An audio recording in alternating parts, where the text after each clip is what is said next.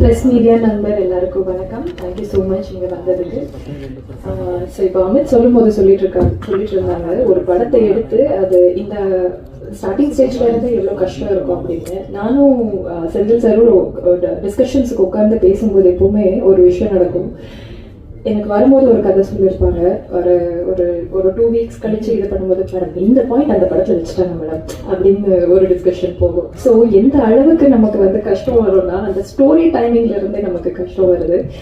So இந்த ஒரு particular project Senthil சாருக்கு it's a very big dream.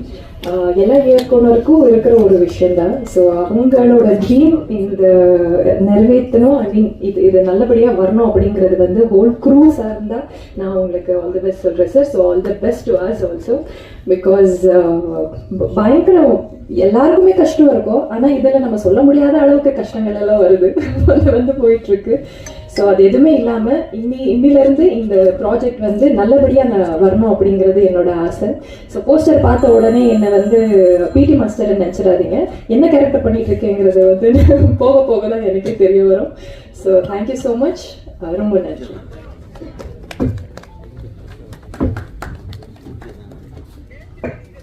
அடுத்ததாக நாம் பேச அழைக்கிறோம். கழகங்கள் மாறினாலும் பழக்கங்கள் மாறாத பண்பாளர் இயக்குனர் ஆர் வி உதயகுமார் அவர்களை பேச அழைக்கிறோம்.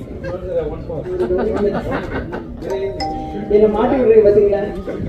உங்களுக்கு தான் ஒரு இன்ட்ரோ கொடுத்தேன். கழகங்கள் மாறினாலும் பழக்கங்கள் மாறாத பண்பாளர் இயக்குனர் ஆர் வி உதயகுமார் சார் அவர்களை பேச அழைக்கிறோம். கவிதா அவர்களே நன்றி.